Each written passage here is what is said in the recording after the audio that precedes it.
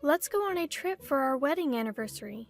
You're always working so hard and we deserve a treat. Exactly. For our first wedding anniversary, I went all out and booked a room at a luxury hotel frequented by celebrities. I did this solely to make my husband happy, but it turned out to be the catalyst for everything that followed. Rewind to a year ago. I, Chloe, was 28, and my husband Logan was 26. We got married without dating, what you might call a zero-day marriage. We met on a dating app, which I joined on a whim after having a few drinks. I was initially against dating apps. 90% of 28-year-old women's meetings are about beauty and romance. At 28, conversations with my girlfriends were mostly about beauty and relationships. It seemed like everyone was getting married and I was getting sick of people flaunting their happiness on social media. Then, one of my friends started using a dating app. I was skeptical but intrigued. The stories about the unknown world are interesting, and the drinks go well. The more I heard, the more interested I became. So I joined the app while a bit tipsy. The next day, when my hangover finally wore off, I was shocked. My inbox was flooded with messages. Since I've started this, why not have a little fun? That's what I thought as I replied to some messages out of curiosity. I chatted with a few people, but conversations with strangers usually fizzle out. The only person who caught my interest was Logan. After about a month of back and forth, we decided to meet. Maybe because we'd been talking every day, meeting for the first time felt like catching up with an old friend. On the first day we met, Logan said, "Let's date with the intention of getting married." I had a feeling it would come to this. Of course, I had my doubts, but I went with it. Since we were considering marriage, we quickly arranged a family meeting. Looking back, I was definitely caught up in the moment. My parents were shocked, but they were happy about their usually unromantic daughter's sudden announcement. Then came the family meeting at Logan's house. In hindsight, I should have sensed something was off. "Mom, I brought home my future wife," Logan announced, clearly excited. I felt a bit embarrassed, but Logan's mom, Grace, and his sister, Lily, came out with the same level of enthusiasm. When I greeted them, "Nice to meet you," Grace said, "Absolutely. Nice to meet you too. Let's drop the formalities. We're becoming family after all." I felt happy, thinking what a wonderful family they were. The tension quickly melted away, and it felt like we'd known each other for years. Just when I thought it was time to leave, Lily asked, "So, how much do you make a year? We're family now, no secrets, right?" I was a bit taken aback by the sudden intrusive question. Logan jumped in, "I've just changed jobs, so I'm making an entry-level salary. But she's been a nurse for 8 years, so she makes twice as much as me." It was true, give or take. I didn't want to get into details, so I just laughed it off. Grace then said, "Wow, you're rich. What a fortunate marriage," and patted Logan's shoulder. He seemed proud for some reason. I felt a bit uneasy, but didn't think too much of it at the time. Logan's dad had passed away 5 years ago. They were living off Lily's part-time cleaning job and Grace's pension. Apparently, Logan was also contributing from his modest salary. Grace then asked, "So, where will you live? In an apartment?" I replied, "Actually, I bought a condo last year thinking I might not get married, so we're planning to live there." Lily responded, "You own a condo? Must be nice being rich. Good thing you're getting married. You should thank Logan."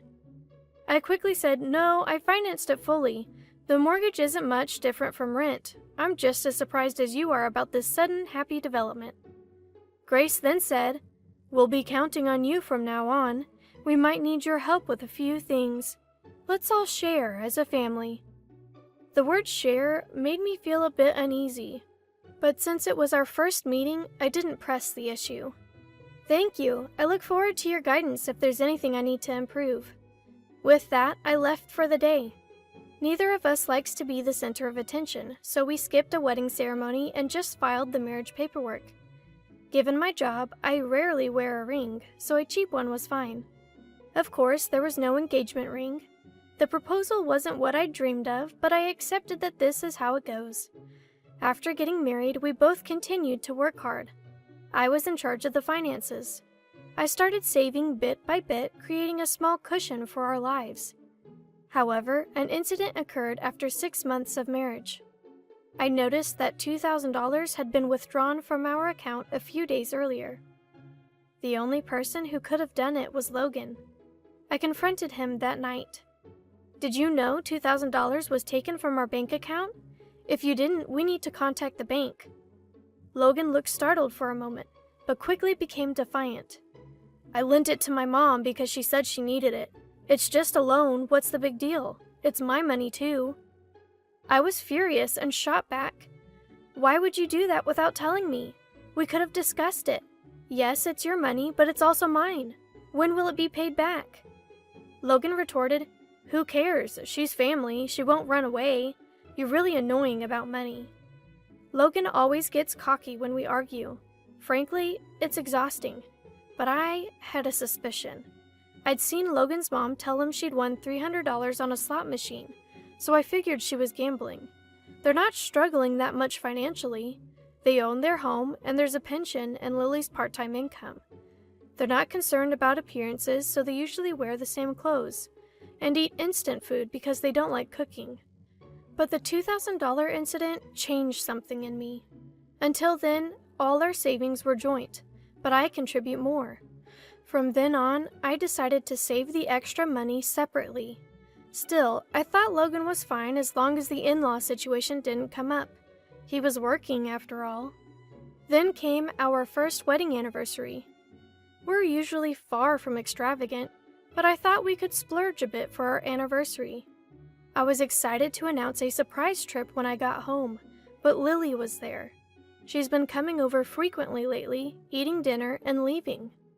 I was starting to feel stressed about coming home to find Lily there after a long day of work.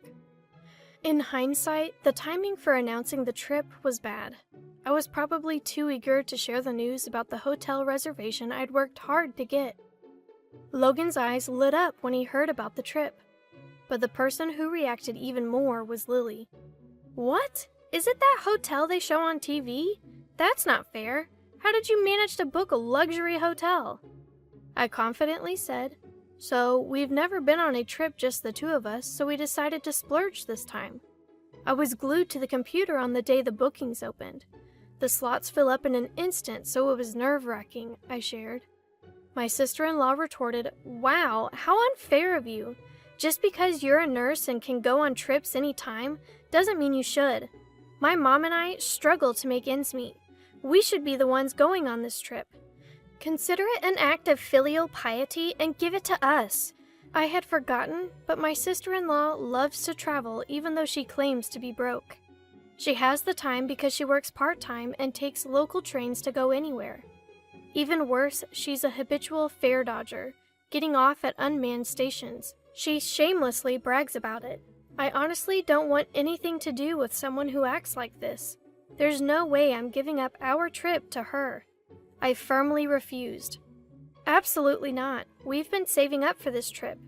Logan works hard. We haven't even had a wedding ceremony, let alone a honeymoon, so we're splurging this time." Sister-in-law, looking displeased, said to Logan, "You married an awful wife who can't even appreciate her in-laws. This is what happens when someone in the family marries a weirdo. You should divorce her, just like I did." Logan looked down and said nothing. That made me even angrier. Sister-in-law, feeling uncomfortable, muttered, "Such an arrogant daughter-in-law," and left. Logan looked puzzled as he watched her leave. The excitement for the trip was ruined. We went to bed that night in an awkward silence. I usually feel better after sleeping on it, and I had no intention of dwelling on yesterday's tension. But then something unexpected happened. The next day, Logan said something unbelievable when I got home from work. I want to go on the trip with my mom and sister, just the four of us. I couldn't comprehend what he was saying. I was, of course, against it. I had noticed Logan's phone buzzing with texts late into the night. I'm sure sister-in-law and my mother-in-law had been filling his head with nonsense. Logan said, I never thought you'd be so heartless. Marriage is about families coming together, not just individuals. If you're going to be like that, then you don't have to go. Am I wrong?" He's completely wrong. I get the family connection, but that's not the point. He must have been manipulated by his family since last night. We couldn't agree, and the conversation went nowhere. I was saddened that a trip meant to bring joy had led to this. The next day, with an awkward atmosphere, I came home to find mother-in-law and sister-in-law there. Mother-in-law said with a smug look, "Oh, welcome back. We've settled the trip issue. Stop fighting. The trip will be for me, my daughter, and my son." I was too shocked to speak. I asked Logan, "This makes no sense. What happened? Explain." Though I doubt any explanation will satisfy me. Logan said, "It's just as my mom said. I told her about our recent issues and she came up with a solution. I'm going, you're staying. That's it." I finally lost my temper. What? That's not a solution at all.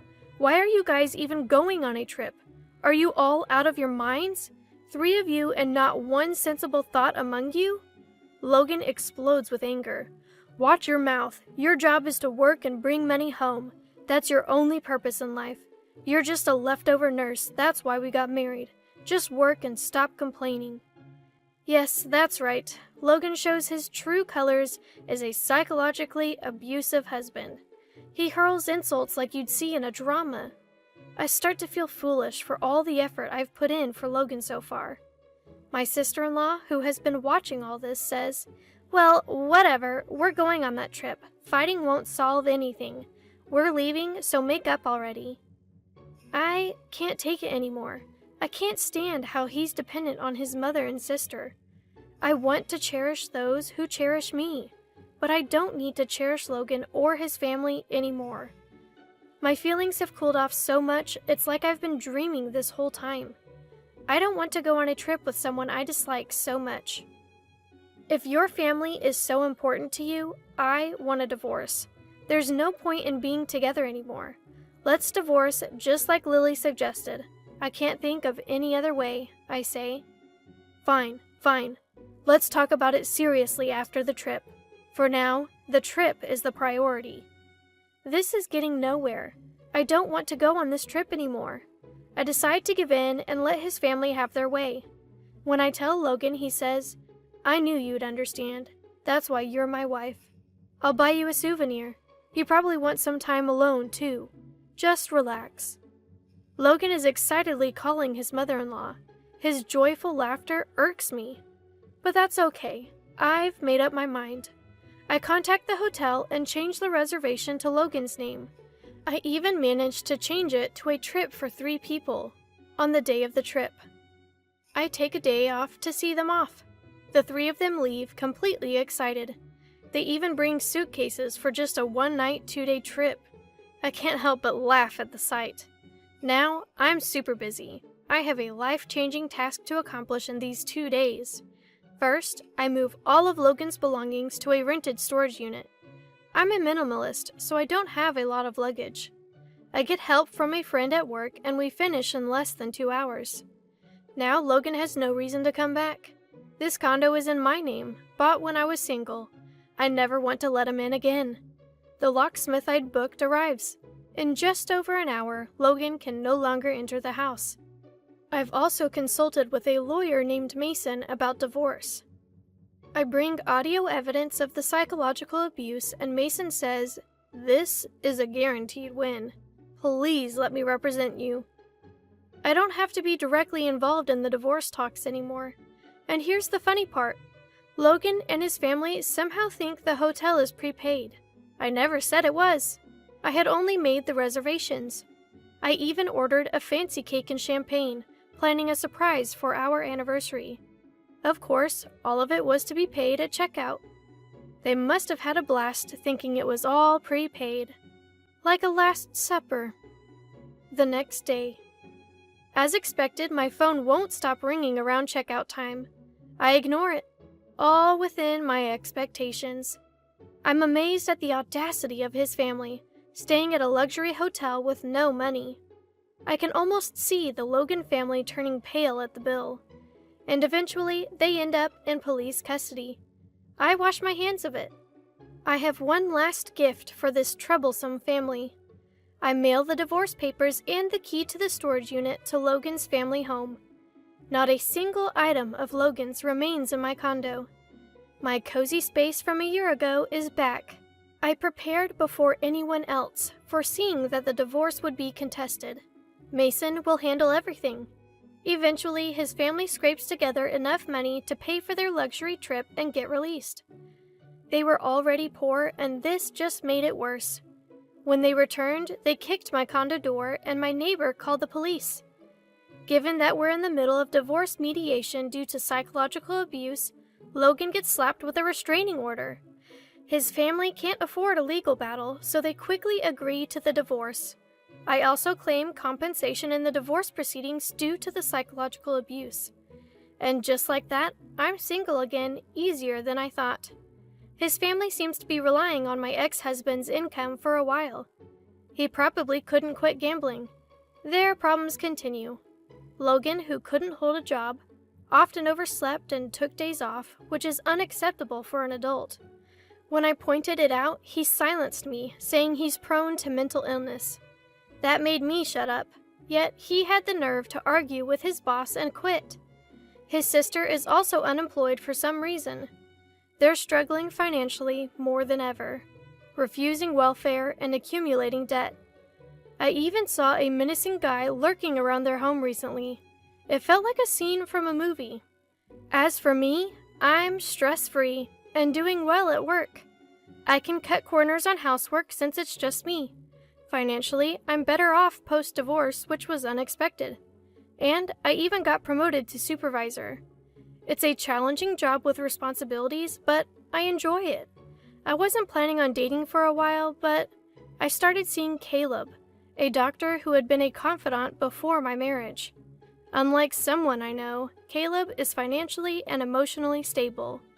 But now, I'm extremely cautious about marriage. One thing's for sure, dating apps aren't for me. I still believe in natural encounters. Looking back, I'm grateful and thankful that they took that trip from me.